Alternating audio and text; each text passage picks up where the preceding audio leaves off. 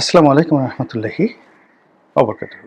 সম্মানিত দর্শক, সারা বাংলাদেশ আবার শেখ হাসিনার জ্বরে কাঁপছে। মানে এটা ইতিবাচক নয়, শেখ হাসিনার ভয়ে কাঁপছে। সাম্প্রতিক সময়ে তিনি একটি ভিডিও বার্তায় বেশ দৃঢ়তার সঙ্গে এবং অনেকটা হুমকির স্বরে ঘোষণা করেছেন আগামী 6 মাসের মধ্যে তিনি দেশে ফিরবেন। এবং তিনি সরকারকে দুটো কথা বলেছেন। প্রথম হলো যে আমাকে যে বিমানে করে বা প্লেনে করে এই দিল্লিতে পাঠানো হয়েছে সেই বিমান পাঠান। সেই বিমান পাঠান, আমি এক্ষণ চলে আসব। Number 1, it's a huge challenge. এবং যারা বিমানে করে শেখ হাসিনাকে দিল্লিতে পৌঁছে দিয়েছেন তাদের গালের উপর রীতিমতো চপেটাঘাত। যদি সাহস থাকে, যদি শক্তি থাকে, তাহলে সেই প্লেনটা পাঠান। এখানে সাহস, শক্তি এবং সামর্থ্য, তাহলে সেই প্লেনটা পাঠান, আমি সেই প্লেনে চলে আসব। একেবারে বাংলা কথা। 2 নম্বর, আমি আসতেছি, জেলখানা রেডি করেন। আমাকে কোথায় রাখবেন? জেলখানা রেডি করেন, আর আমাকে যে ফাঁসি দেবেন সেই মঞ্চটাও রেডি করেন। এইরকম থ্রেট বিদেশে বসে বা জেলখানাতে বসে কোনো রাজনৈতিক নেতা দিয়েছেন আমি আসলে শুনিনি। অনেক বড় বড় নেতা এই মুহূর্তে জেলখানাতে আছেন। মায়ানমারের অং সান সু চি আছেন, ইমরান খান আছেন, মাদুরো আছেন, এরকম অনেকে আছেন। আবার অনেকে প্রবাসে আছেন। এমনকি শেখ হাসিনার চাইতেও বড় বড় এবং বিখ্যাত মানুষগুলো, যাদের প্রতি ইন্টারন্যাশনাল কমিউনিটির একটা বিরাট, যাকে বলা হয়, গ্রিন সিগন্যাল রয়েছে। যেমন ধরুন দালাই লামা। ভারতের রাষ্ট্রীয় মেহমান রূপে দালাই লামা দীর্ঘদিন ধরে আছেন তিব্বতের ধর্মগুরু, এবং যার উপর আমেরিকার একটা প্রচণ্ড গ্রিন সিগন্যাল রয়েছে। He can fly around the world just like a president. America তাকে এই সুযোগটা দিয়েছে, কিন্তু চীন পছন্দ করছে না। এত ক্ষমতা নিয়েও দালাই লামা কোনোদিন শেখ হাসিনার মতো এভাবে কথা বলেননি। এর বাইরে বহু মানুষ এক্সাইলে ছিলেন বা এখনো আছে। যেমন রেজা শাহ পাহলভীর সন্তান এখন আমেরিকাতে আছেন। তারপর রাশিয়াতে আছেন বাশার আল আসাদ। পলিটিক্যাল লিগেসি, রাষ্ট্র ক্ষমতা এবং পেছনে যদি মানে পিছনে যাকে বলা হয় ব্যাকবোন যদি বলেন, বা পিছনে যারা তাকে দিয়ে কাজ করাচ্ছে, সেই দিক থেকে বাশার আল আসাদ এখন এই পৃথিবীর সবচেয়ে অন এক্সাইল, বিদেশে আছেন সবচেয়ে শক্তিশালী মানুষ, যেখানে পুতিনের মতো মানুষ তার সঙ্গে আছেন। রাশিয়ার মতো জায়গাতে তিনি নিরাপদ আছেন, এবং এখনো পর্যন্ত তার অস্ত্রধারী 50,000 সৈন্য এবং গেরিলা প্রস্তুত অবস্থায় সিরিয়াতে আছে, 50,000। এবং এদের সাপ্লাই অ্যান্ড চেইন, মানে এদের আর্মস এবং রসদ দেওয়ার জন্য রাশিয়া, তুরস্ক সবাই 2 পায়ে দাঁড়িয়ে আছে, 10 পায়ে দাঁড়িয়ে আছে। আরব বিশ্বের একটা বিরাট অংশ, বিশেষ করে ইরান, পরিপূর্ণভাবে 100% লজিস্টিক সাপোর্ট এই 50,000 অস্ত্রধারী যারা বাশার আল আসাদের সেনাবাহিনীতে ছিলেন, এবং তাদের একটা বিরাট অংশ এখন গেরিলা হয়ে আছে। এরপরেও একটা ট্রু শব্দ আসাদের শুনছেন এখন পর্যন্ত? এরকম একটা কথা, আমি আসতেছি, আমি আসবো 6 মাসের মধ্যে। সো এই যে শেখ হাসিনা যে কথাগুলো বলছেন, প্রথম কথা হলো যে তিনি হয়তো পাগল হয়ে গেছেন, অথবা তিনি বুঝতে পেরেছেন যে বাংলাদেশের মাটি তাকে ডাকছে, তিনি বাংলাদেশের জন্য অপরিহার্য, তার প্রতিপক্ষ দুর্বল হয়ে পড়েছে, কাজেই এখন একটু ধাক্কা দিলে হয়ে যাবে, এরকম তার একটা ধারণা হতে পারে। এবং তিনি এক্ষেত্রে একটা জিনিস আপনাদেরকে বলি, বাংলাদেশে যে কজন রাজনীতিবিদকে আমি দেখেছি, ধরুন এরশাদ সাহেবকে দেখেছি, মধুতে আহমেদকে দেখেছি, তারপর মিজানুর রহমান চৌধুরী সাহেবকে দেখেছি, বেগম জিয়া, সালাউদ্দিন কাদের চৌধুরী, মানে অন্ততপক্ষে আমি ইনক্লুডিং মতিয়া চৌধুরী সহ 150 থেকে 200 যাদের প্রথম পরিচয় ছিল, তারা লেখাপড়া করতেন, প্রচুর বই পড়তেন এবং লিখতেন। তো সেই দিক থেকে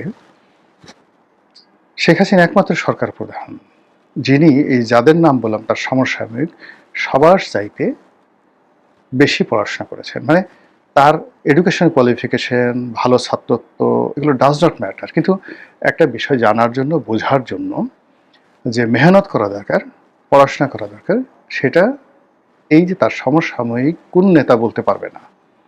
শেখ হাসিনার সাথে বেশি লেখাপড়া করেছেন, মানে বই পড়েছেন। এবং অবাক করার ব্যাপার হলো এগুলো আবার পড়ে তিনি ডায়েরি মেনটেন করতেন এবং এই বিষয়গুলো নিয়ে আলাপ আলোচনা করতেন অনেকের সঙ্গে। এর মধ্যে গল্প আছে, উপন্যাস আছে, সিনেমা আছে, রাজনীতির বই আছে, সংবিধান আছে, পার্লামেন্টারি প্রসিডিংস আছে, এরকম নানা জিনিস তিনি পড়তেন, ইতিহাসের ছাত্র হিসেবে পড়তেন। এই কারণে যারা লেখাপড়া করে, বুদ্ধিমান, তিনি তাদেরকে চিনেন এবং চিনতে পারেন।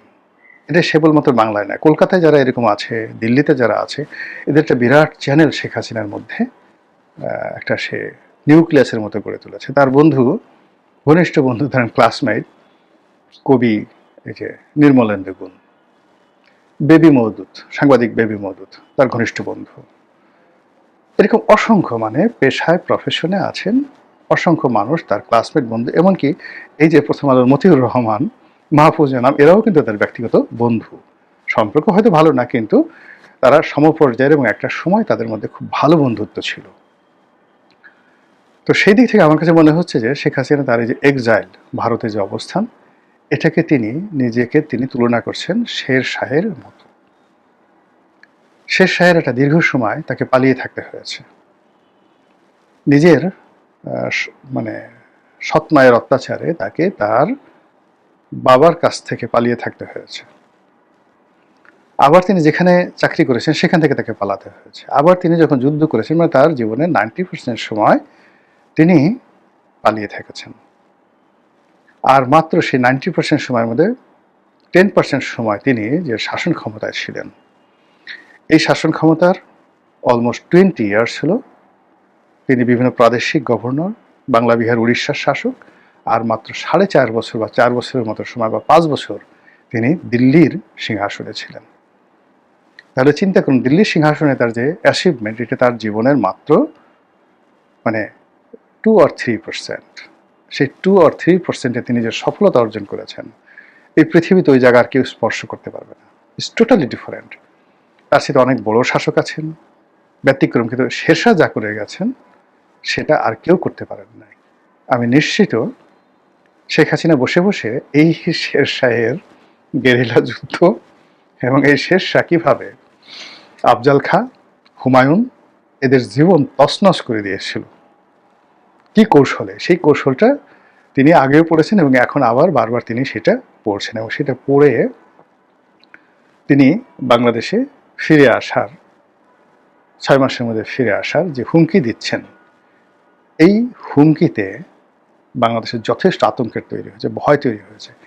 এখন বক্তব্য হলো যে আমরা তো তাকে তাড়িয়ে দিয়েছি বা সে পালিয়ে গেছে, তাকে এত ভয় পাবো কেন? তার তো ফিরে আসার কি সম্ভাবনা আছে?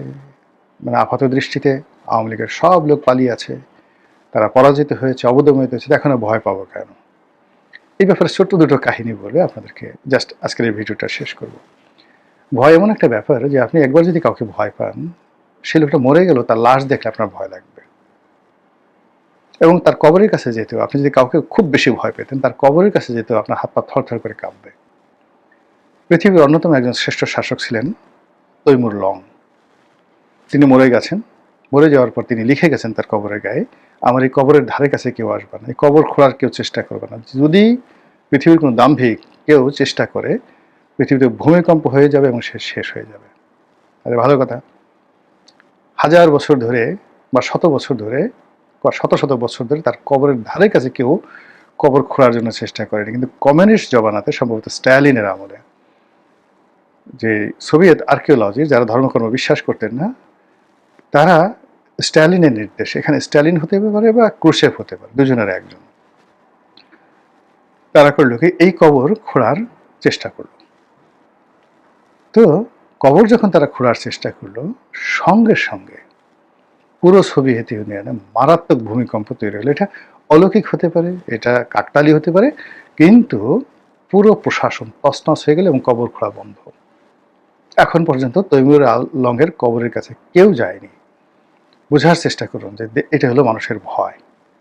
আচ্ছা, এখনো দেখেন মানে সিলেটে হযরত শাহজালাল রহমতুল্লাহ আলাইহি আছে, হযরত শাহপরান রহমতুল্লাহ আলাইহি আছে। হযরত শাহপরান রহমতুল্লাহ আলাইহির মানে তাকে বলা হয় গরম পীর। তিনি রাগ হয়ে অভিশাপ দিয়ে অনেক মানুষের জীবন শেষ করে দিয়েছেন। তো এটা মানুষ বিশ্বাস করে। ফলে যত ঢিলাঢালাভাবে শাহজালালের মাজারে যায়, কেউ শাহপরানের মাজারে ওইভাবে ঢিলাঢালা যায় না। অত্যন্ত বিনয়ের সঙ্গে তার পাহাড়ের উপরে যায় এবং ওইভাবে এখনো তার মাজারকে মানুষ ভয় পায়। এই বাংলাদেশে এই দুটো ঘটনা। এরপরে যদি আপনি ধরেন সাপ, আপনি সাপকে খুব ভয় পান। একটা সাপ মরে গেছে, আপনি জানেন কনফার্ম, আপনি তার লেজটা ধরতে পারবেন? একবার একটু চিন্তা করেন তো। অথবা ধরেন সাপের লেজের কথা বাদ দেন, সাপ যে খোলস যেটা ছেড়ে যায়, ওইরকম একটা খোলস আপনাকে যদি বলা হয় আপনার গলায় পেঁচিয়ে আপনি একটু হাঁটবেন, সঙ্গে সঙ্গে দেখবেন আপনার সেন্সলেস হয়ে যাবে। আপনার বাবা দাদা অনেকে ধরেন যৌবনে খুব শাসন করতে, আপনার ভয়ে থরথর করে কাঁপতেন। এই বুড়া বিছানায় শুয়ে আছে, বিছানায় পায়খানা পেশাব করছে, কিন্তু তার ব্রেন ঠিক আছে, মানে সে অসহায় হয়ে জানে ব্রেন ঠিক আছে, কিন্তু সে প্যারালাইজড হয়ে গেছে। আপনি বয়স হওয়ার পরও তার ধারে কাছে যেতে পারবেন না। ধমক দিলে আপনার তখন হাত পা থরথর করে কাঁপবে। হুমায়ুন আহমেদের অনেকগুলো নাটকে এরকম কিছু খেপাটে যে বৃদ্ধ, আজ রবিবার নাটকে আপনি দেখবেন আবুল হায়াত এবং অন্যান্য যারা আছে তাদের যে বাবা হিসেবে অভিনয় করেন আবুল খায়ের, একের জাস্ট অ্যাডজাক্ট ওই দৃশ্য এই সমাজে ঘটে। তো সেই কারণে 17 বছরে শেখ হাসিনা যে লিগেসি তৈরি করেছে ক্ষমতায় থেকে, আর এরশাদ জমানাতে বিরোধী দলে থেকে যে লিগেসি তৈরি করেছে, তো এর ফলে তাকে যারা চিনেন সবাই তাকে জমের মতো ভয় পান। একজন সংসদ সদস্য হুইপ আমার মানে ঘনিষ্ঠ বন্ধু, তো সে আমাকে বলতেছিল যে আমার শেখ হাসিনাকে দেখলে খুব ভয় লাগে। আমি বলি কেন? তুমি দেখছো তার সাদা চোখ, বিলাই চোখ, ক্যাশ চাই, ওই চোখের দিকে তাকালে আমি থরথর করে কাঁপি। আমি বললাম যে সেটা তো বুঝলাম, কারণটা কি? আমি যখন মানে ছাত্রলীগ করতাম, নেতা ছিল খুব বড় নেতা, নিজের হাতে দেখেছি যে বিশ্ববিদ্যালয়ের ছেলেদেরকে গোলাগুলি করার জন্য গুলি কিনে দিয়েছে, যা অস্ত্র কিনে নেয়, ফাটাই দিয়ে ওদেরকে। 80-র দশকে এরশাদ জমাতে আগে গুলি কর, ফাটা, বোমা কেনার জন্য সে নিজের হাতে দিয়েছে। এরপরে এই যে ধরেন কর্নেল ফারুক যাদেরকে এই যে তার পিতার হত্যাকারী রূপে ধরেছে, এখন তো অনেকে বলছে যে সে নিজের হাতে জবাই করেছে। সত্য মিথ্যা জানি না, তো বোঝার চেষ্টা করুন যে ধরে তার যারা পিতার হত্যাকারী তাদেরকে নাকি তিনি নিজের হাতে জবাই করেছেন। ধরেন ডাহা মিথ্যা, কিন্তু কথাটা তো প্রচারিত হয়ে গেছে, তাহলে তার সম্পর্কে আপনি ভয় পাবেন না কেন? কিন্তু একটা জিনিস একেবারে সত্য, সেটা হলো কর্নেল ফারুক, তাকে যখন ধরা হলো ডিবি অফিসে বা সিআইডি অফিসে তার ইন্টারোগেশন চলছে, পেপারে আসলো যে সে ওখানে শ্যাম্পেন চেয়েছে, স্যান্ডউইচ চেয়েছে, এবং শ্যাম্পেন এবং স্যান্ডউইচ ছাড়া সে কিছু খাবে না। এটা প্রধানমন্ত্রী কানে গেল, শেখ হাসিনা কানে গেল, সে তেলে বেগুনে জ্বলে সে বলল যে কিসের শ্যাম্পেন, কিসের পিটা ওকে, এবং এখন সে লোক পাঠালো বলে যে ওর সামনে পিটাবি আর টেলিফোনে আমাকে ওর চিৎকার হাউমা করে কান্না আমাকে শোনাবি, এবং সেটা হয়েছে। This is Sheikh Hasina. তো সেই শেখ হাসিনা হঠাৎ করে বলতেছে 6 মাসে চলে আসবে। তাহলে বলেন তো, যারা জানে এই ঘটনাগুলো তারা কেন ভয় পাবে না? ওই যে সুরেন্দ্র সেন গুপ্তের সেই কথা, বাঘে ধরলে বাঘে ছেড়ে দেয় অনেক সময়, শেখ হাসিনা ধরলে কখনো ছাড়ে না। এটা বুঝেন না? এই কারণে দেখেন এই যে সে যাই বলছে না কেন, সব কিছুতেই সংবাদ শিরোনাম হচ্ছে, সব কিছুতেই একটা আতঙ্ক তৈরি হচ্ছে, বিরক্তি তৈরি হচ্ছে, লোকজন বলছে যে কি হলো, এটা কি, এ কি বুড়ো হবে না, এ কি মরবে না, এ খালি আমাদেরকে ভয় দেখায়।